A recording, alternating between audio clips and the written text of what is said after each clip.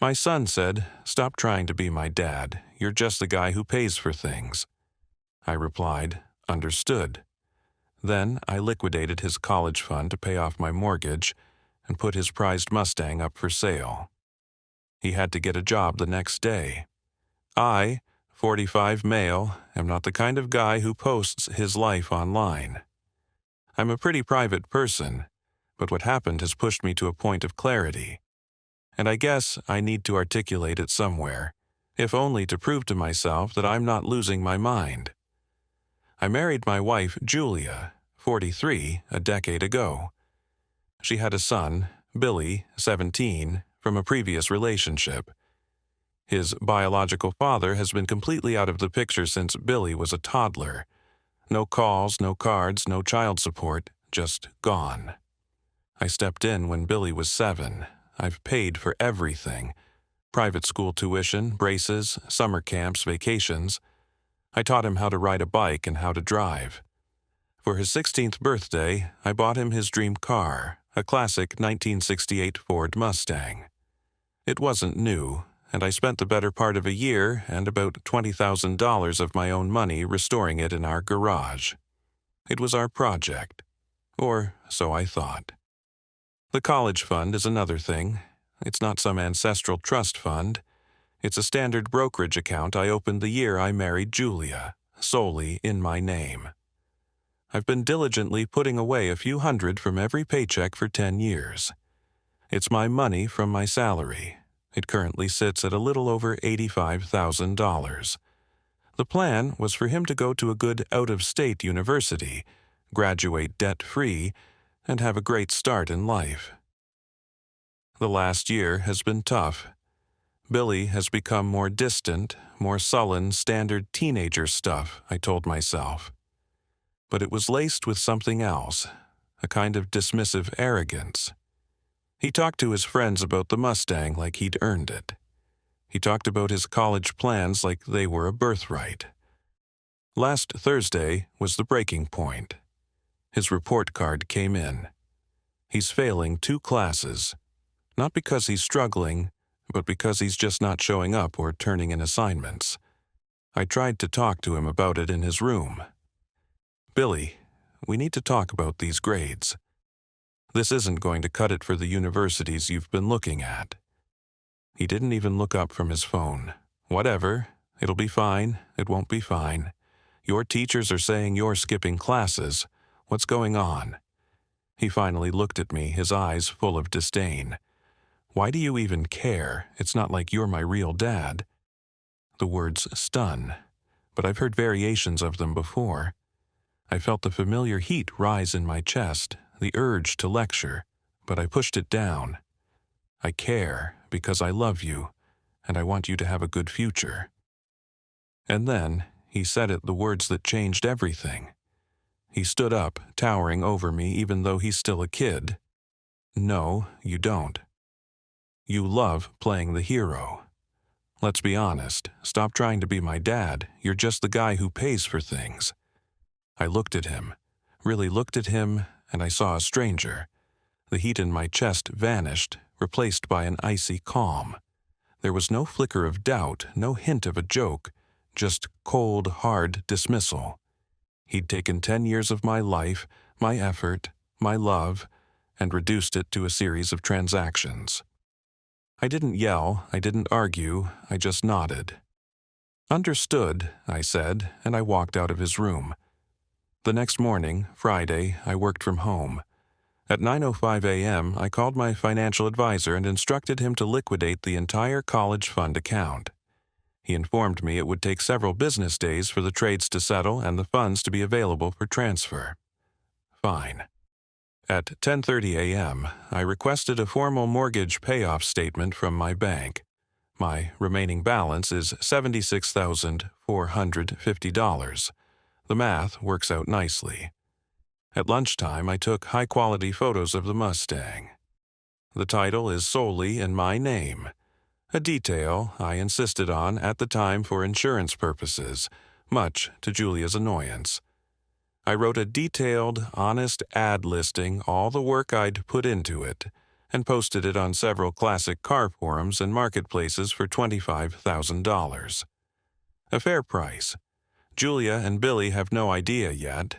They just think I'm giving Billy the silent treatment. But I'm not angry. I'm not emotional. I'm just an ATM and I'm closing my account. He wanted me to be the guy who pays for things. Fine. I've paid my dues. I'm done. Update 1. Thank you all for the support and the warnings. You were right about the storm. The last 2 weeks have been a masterclass in denial and entitlement. The reveal happened that first Saturday. Billy came into the living room jingling the car keys. "Hey, I'm taking the car. Need some gas money?" he said, not looking at me. "I'm afraid that's not possible," I said calmly. "Why not?" "Because it's for sale. I've already got a potential buyer lined up to see it." The silence was heavy. Julia looked up from her laptop. Billy just stared. "What?" he finally stammered. "It's my car, Billy. I'm selling it."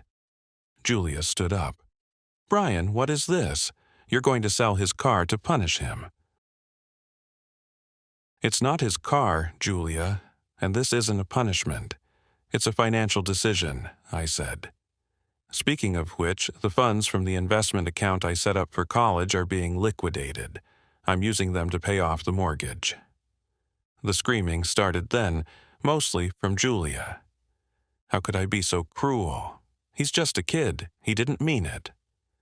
Billy went from rage to pleading. "But it's my car. You gave it to me. What am I supposed to tell my friends?" "You could tell them the truth." I suggested that the guy who paid for it decided to sell it. He stormed off. Julia followed me, yelling that I was using money as a weapon.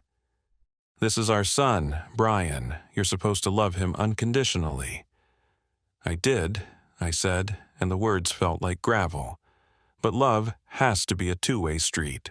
Right now, this feels like a toll road where I'm the only one paying." For the first week, they thought I was bluffing. Billy acted aloof, like he didn't care. Julia gave me the silent treatment, assuming I'd crack and apologize. The car sale process helped solidify that I was serious. I got a flurry of lowball offers and time wasters, which I calmly told them about. Just got an offer for $15. Declined. Guy wanted to trade it for a jet ski, no thanks. Then a serious buyer, a guy named Bruce, contacted me. He wanted a professional third-party inspection. That took a few days to arrange. Billy watched from the window as the inspector went over the car with a clipboard. The look on his face wasn't anger anymore. It was fear. After a clean inspection, Bruce made a solid offer of $23,500. He needed a few days to arrange the funds. We signed a purchase agreement. It was all very real, very procedural. Last night, I found Julia crying in the kitchen. She tried a different tactic. "Okay, Brian, I get it. You're hurt. You made your point. It's not too late. Call the guy back. We can fix this. Billy will apologize. Just tell me you'll stop this." "The purchase agreement is signed, Julia. The funds from the investment account finished clearing yesterday. The wire transferred to the mortgage company goes through tomorrow." I wasn't trying to be cruel. I was just stating facts. But to them, facts feel like cruelty. There was a moment looking at an old photo of me and a much younger Billy on a fishing trip where I felt a deep pang of regret. A voice in my head whispered, "Is this worth it?"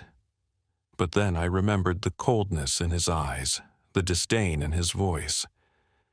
"You're just the guy who pays for things." The resolve hardened again. He asked for this. He just didn't expect the transaction to be finalized. Update 2. The last month has been a slow-motion demolition. The emotional pressure campaign has failed. So now the dirty tricks have begun. The Mustang officially left 4 weeks ago. Bruce was a gentleman. He handed me the check. I handed him the title and keys. The sound of that engine fading away was the end of an era. Billy has been taking the bus to school. A few days later, the confirmation I was waiting for arrived in the mail. Mortgage, payoff confirmation, balance. I felt a lightness I hadn't felt in years. I left the letter on the kitchen counter. Julia saw it and didn't speak to me for 3 days. This is when she got desperate. Last week, I got a call from my boss. He sounded deeply uncomfortable. "Hey, Brian, everything okay at home?" I got a call from Julia. My stomach clenched, but not with surprise. I had been expecting it. She said, "You've been acting erratically." He continued, "Said you drained a savings account and are making impulsive decisions." She framed it as her being worried about my stability. The rage I felt wasn't cold. It was white-hot to try and poison my livelihood. The very source of the money she felt entitled to was a betrayal on a whole new level. That night, I went to the gym and beat the hell out of a heavy bag for an hour, just to keep from putting my fist through a wall. Thankfully, weeks ago I'd had a quiet coffee with my boss and given him a heads up. Having some serious issues at home with my stepson. It might get messy, but I assure you it will not impact my work. I calmly told him now. She's upset because I paid off my mortgage with my own money, instead of funding a lifestyle for a 17-year-old who told me I was just his wallet. Her call was a desperate, manipulative tactic. My boss sighed, told me he figured as much and to not worry about it. Meanwhile, Billy was facing his own reality check. The phone bill came due. I texted him a screenshot of his $95 portion. The reply was predictable. WTF? You've always paid for it. I replied, my role has been clarified. I'm no longer the guy who pays for things. He needed money fast. For 2 weeks, he tried applying to the cool jobs, the coffee shop, the bookstore. No calls back. His resume is a blank piece of paper. The arrogance slowly bled out of him, replaced by a sullen panic. He finally, reluctantly put in applications at fast food joints and big box stores. Last week, he came home wearing the ugliest polyester uniform I've ever seen, sickly yellow and brown with a matching visor. He smelled of fried chicken. He got a job at a local chain. He doesn't look at me. Julia and I are living like ghosts in the same house. Her parents, Albert and Evelyn, have been sending me self-righteous texts about how I'm ruining Billy's future. I've muted their conversations. This isn't punishment. It's cause and effect. They set the terms. I'm just enforcing the contract. Final update. The dust has settled, but not in the way you see in movies. It has settled in the way it does in real life.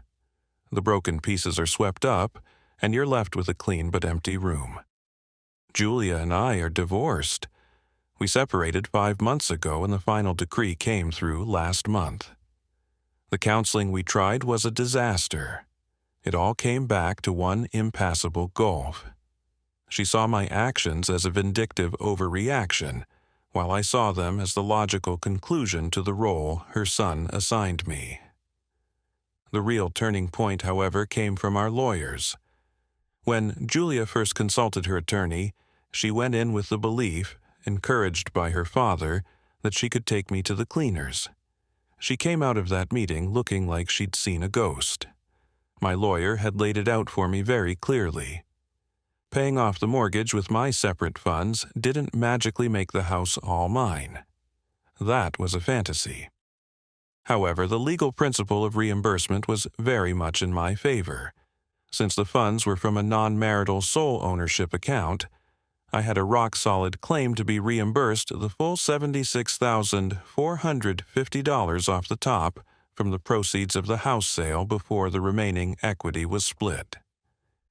So, when the house sold, the first check for $76,450 was cut to me. The remaining equity was then divided 50-50. For Julia, this was a financial apocalypse. She had counted on splitting the entire value of a fully paid-off house. Instead, she walked away with less than a quarter of what she had fantasized about. It wasn't the total victory I had naively imagined at first, but it was a smarter, more realistic one. I had protected my capital. When she realized she couldn't legally force me to fund her and Billy's life at the level she wanted, the last pretense of fixing us vanished. She moved in with her parents. As for Billy, the revenge wasn't a single event. It was the slow, grinding reality of a life without my financial cushion. The chicken job lasted 2 months before he was fired for his attitude. He worked at a big box store stocking shelves overnight, but quit after 6 weeks, complaining it was too hard. He's 18 now, a high school graduate with a dismal GPA, living in his grandparents' spare room. He is, for all intents and purposes, going nowhere. I saw him a few weeks ago at a grocery store. He was with his mom. He looked thin, tired, and angry. He saw me in the checkout line, glared with pure, uncut resentment, and then turned his back. There was no apology, no understanding. In his mind, I am and always will be the villain who blew up his life. I've come to accept that. You can't force someone to see a reality they refuse to acknowledge. And me, the first few months were brutal. The silence in my new, smaller townhouse was a physical weight. I mourned the family I thought I had. I looked at old photos and felt a grief so sharp it took my breath away. It wasn't a clean break, it was an amputation. But it's getting better. I'm focusing on myself. I've doubled down on my retirement savings with the money I'm no longer spending. I took the $23,500 from the Mustang and bought myself a ridiculously nice mountain bike. And I've been exploring trails on the weekends. Last week, I adopted a dog from a local shelter, a scruffy mutt named Gus. He doesn't care who pays for things. He's just happy I'm there to throw the ball. I lost a wife and a son, but I regained my self-respect and my future.